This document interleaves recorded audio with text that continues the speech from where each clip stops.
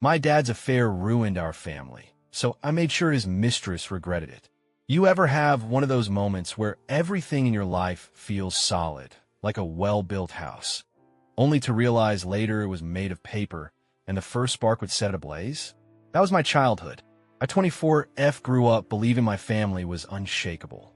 My dad, Mark 52M, was the kind of man who seemed larger than life, charismatic, respected, successful. People gravitated toward him at parties, colleagues admired him, and strangers somehow always liked him within minutes of meeting him. He wasn't just the life of the party. He was the kind of guy who made everyone feel like they were important, like they mattered. And my mom, Linda 50F, she was the backbone of our home.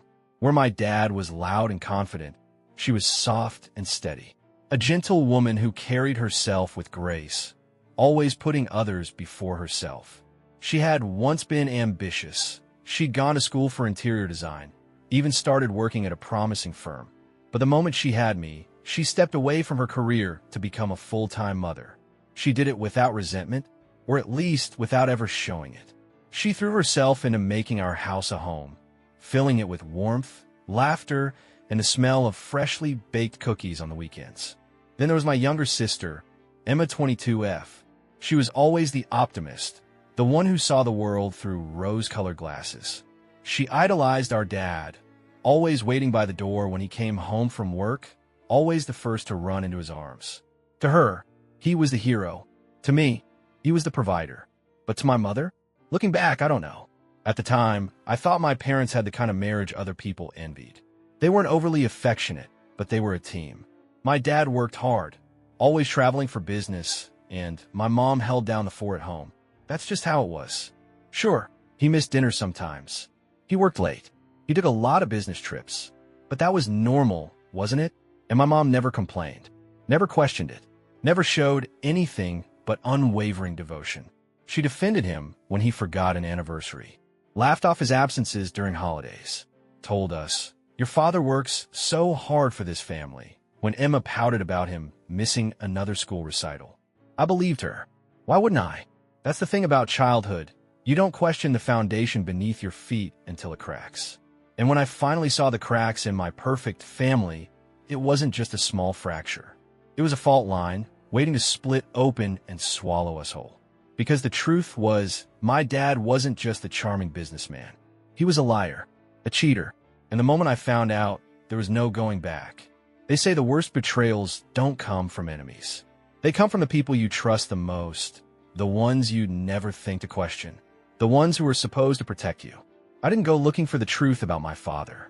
I didn't snoop through his things or secretly follow him. The truth wasn't something I searched for. It was something I stumbled upon, something so blatant, so obvious, that it felt like the universe had finally decided to open my eyes. It happened on a completely ordinary day. Nothing about that morning suggested my life was about to change forever. I had a small work project I needed to print, and since my own printer was out of ink, I figured I'd use my dad's laptop to send it to the home printer. It wasn't unusual. I'd borrowed his laptop before, and he had never been the type to care about passwords or privacy. He carried himself like a man with nothing to hide. So I opened his laptop. The screen flickered on. His email was still logged in. It was one of those moments where time stretches out in an unnatural way. At first, my brain barely registered what I was looking at. A chain of messages sat open on the screen, an email thread between my father and a woman named Vanessa. I might have ignored it if not for the subject line. Something simple but intimate, something that sent a jolt through my stomach before I even knew why.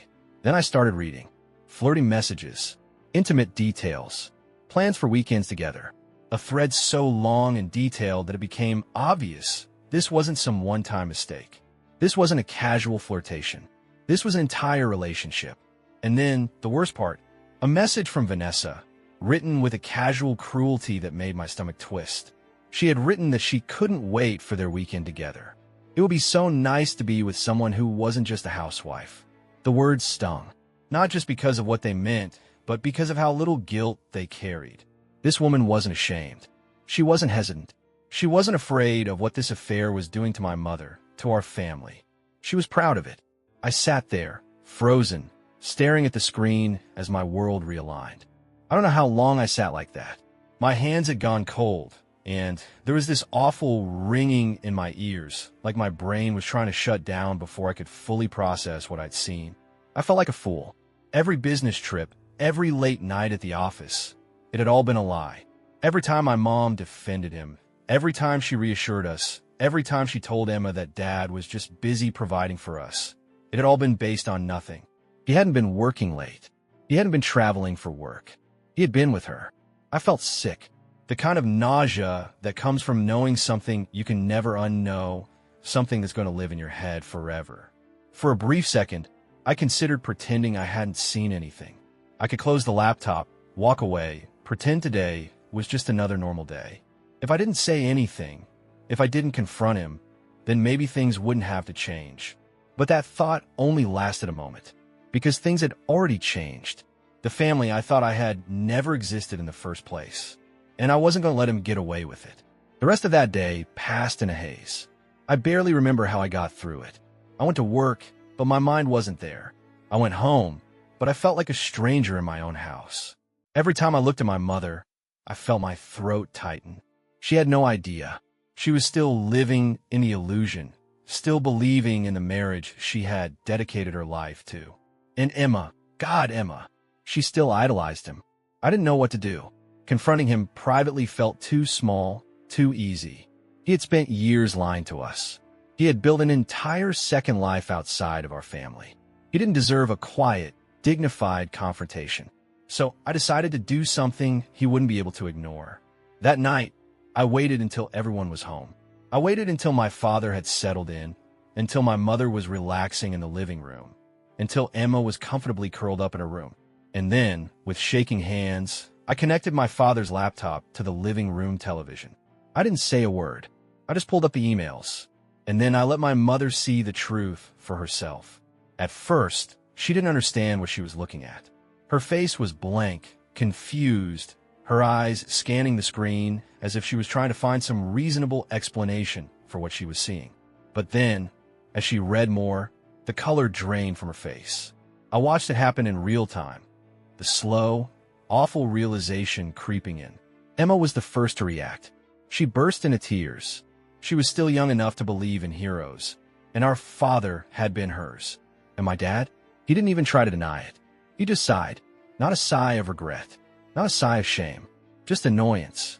Like this was an inconvenience to him, like we had ruined his night. He told us he never meant to hurt anyone, but that my mom and he hadn't been in love for years. He said it like that was supposed to justify it, like that somehow excused all the lying, all the sneaking around, all the times he let my mother believe she was crazy for ever doubting him. My mother didn't speak.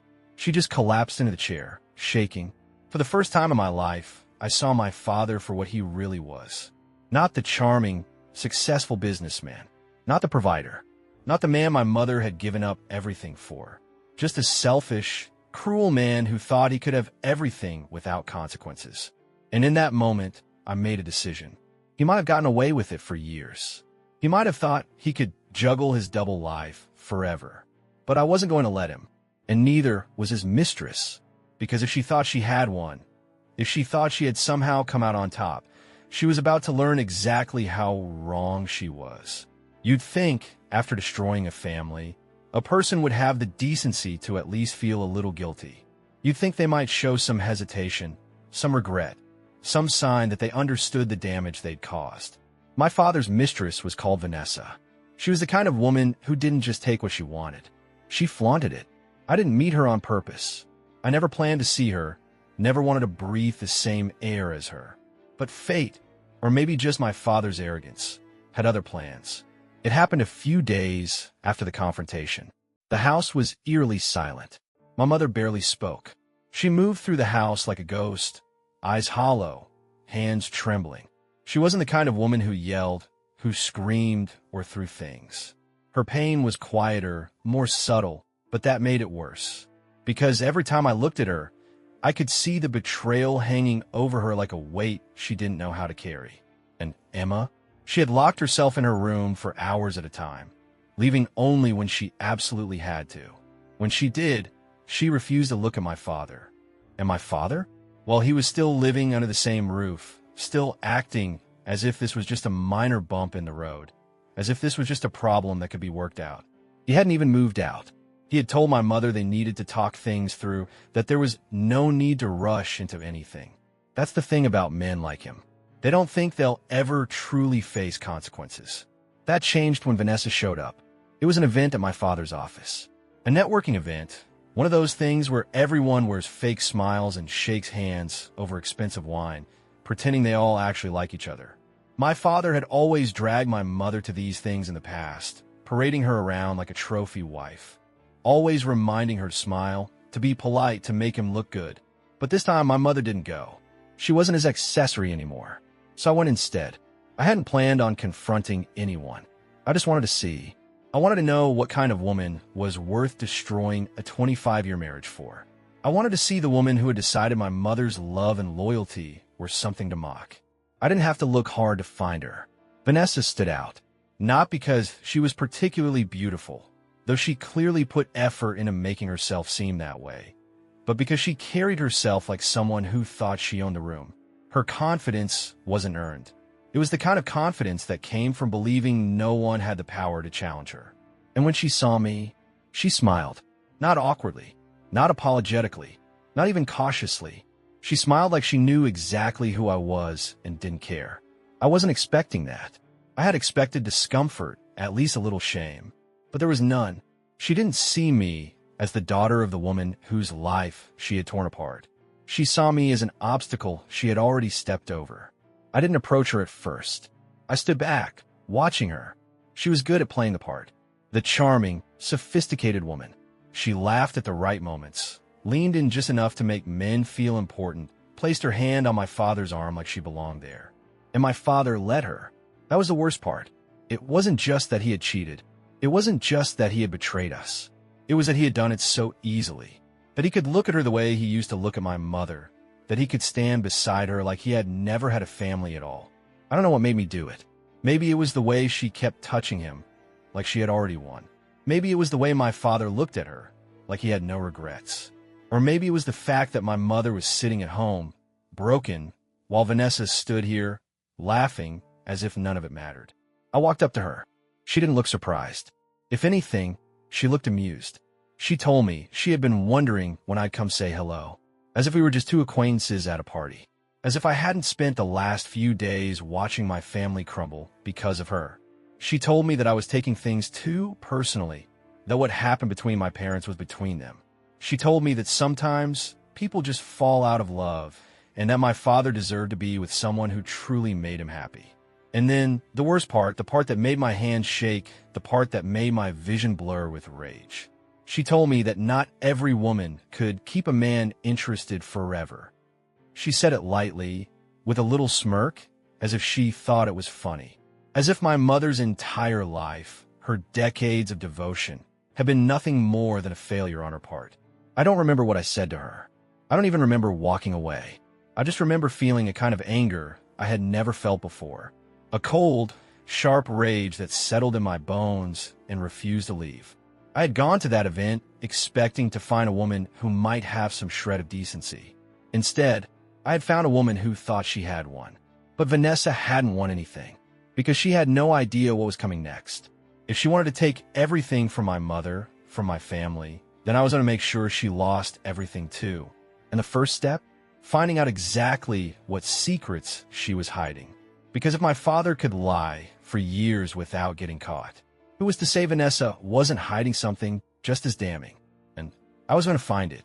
If there's one thing I've learned in life, it's that people like Vanessa, people who think they're untouchable, are always hiding something. They have to be, because no one builds their happiness on the wreckage of someone else's life without making a few enemies along the way.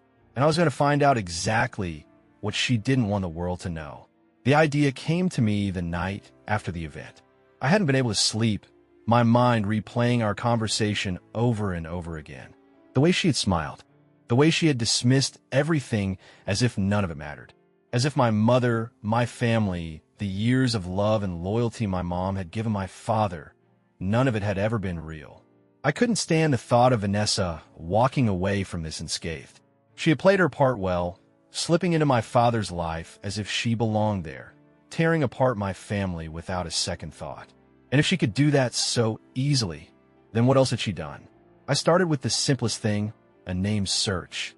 It's funny how much you can find out about someone with just a little time and the right keywords. Social media accounts, old job listings, news articles. It's all out there if you know where to look. And what I found, it was enough to make my pulse spike. Vanessa wasn't just my father's mistress. She was also a wife to a man named Daniel, a high-ranking executive at some massive corporate firm, a man with money, a man who, according to the posts on her old social media accounts, she had been married to for nearly 10 years. A man who, based on everything I just read, had no idea what his wife had been up to. I sat back, staring at the screen, my heart pounding. This was it. This was her weakness. She thought she had my father wrapped around her finger. She thought she had one, but she had been playing a dangerous game, one where she had just as much to lose as he did. I didn't hesitate. I created an anonymous email account, attached every piece of evidence I had gathered, screenshots of the emails between her and my father, the hotel receipts, the photos I had taken of them at the office event, and sent them directly to Daniel. Then I waited. I didn't have to wait long. Less than 24 hours later, Vanessa's world came crashing down. I don't know exactly what went down between her and Daniel, but I can imagine. A man like him, wealthy, powerful, respected, was never going to tolerate public humiliation. He didn't waste time. He filed for divorce immediately. And because their accounts were joint, he froze them all. Vanessa, who had spent years living comfortably off his wealth, suddenly had nothing. No access to his money. No home. No security. And my father? She ran to him, of course. She showed up at our house, her perfect facade cracked for the first time, demanding that my father fix everything. She had spent months playing the role of the better option, telling herself she was the upgrade. But now she was realizing that she had hitched herself to the wrong man. My father wasn't rich enough to keep her in the lifestyle she had been accustomed to. He had money, sure, but not that kind of money. Not the kind that could replace everything she had lost. And suddenly, she wasn't so smug anymore. She screamed at my father in the driveway, calling him useless, telling him this was his fault, that he was supposed to take care of her. She had burned her entire life to the ground for him, and now she had nothing to show for it. I watched from the window, a strange kind of satisfaction settling in my chest. Vanessa had walked into our lives, believing she had one. She thought she had taken my father away from us, broken my mother, destroyed our family, and that she would get away with it. But now she had lost everything. And my father? Well, he was about to realize that he wasn't walking away from this unscathed either. Because Vanessa might have been his mistress, but he had never been her first choice. And now that she had nothing, she wasn't going to stick around. The thing about men like my father is that they think they're invincible. They think they can make all the wrong choices and still come out on top, like the rules of life don't apply to them. They believe they can cheat, lie, betray the people who love them, and somehow they'll always land on their feet. But that's not how life works. And my father was about to learn that the hard way. Vanessa was gone. She had no reason to stick around. Whatever fantasy she had built in her head about starting a new life with my father had crumbled the moment she realized he couldn't give her what she really wanted: wealth, luxury, financial security. She had thrown away her marriage for him, and in the end, she had nothing to show for it. So she did what people like her always do. She cut her losses and moved on. One day, she was screaming at my father in our driveway, and the next, she was gone. No calls. No messages, just gone. And my father? He wasn't prepared for that. For the first time in his life, he was the one being abandoned. He had spent years making my mother feel like she wasn't enough, like she was disposable. He had built a life outside of our family, believing that when the truth came out, he would still be the one in control. But now he was alone, and it didn't take long for him to realize just how much he had lost. The divorce was brutal. My mother may have been devastated, but she wasn't stupid. With Daniel's help, she got one of the best lawyers in the state. She wasn't going to let my father walk away from this without consequences. And for the first time, he wasn't the one calling the shots. She got the house. She got the car. She got everything she was owed after years of loyalty and sacrifice. He tried to reach out to us, to me, to Emma, to my mother, but we were done. Emma, once his biggest fan, refused to even acknowledge his existence. She deleted his number, blocked him on every platform. She didn't cry over him anymore. She didn't care. My mother was done waiting for apologies that would never come. For the first time in my life, I saw her truly living for herself. She got a job, started going out with friends, even took a weekend trip to the mountains just because she could. She had spent her entire adulthood as his wife. But now, she was her own person. I made peace with the fact that I didn't have a father anymore. Because the truth is, maybe I never really did. One night, months after everything had settled, I got a text from my father. I messed up. I wish I could take it back. I stared at it for a long time. And then, without hesitation, I blocked his number. Because some mistakes you don't get to take back. Some bridges, once burned, can never be rebuilt. And my father was finally learning what it felt like to lose everything.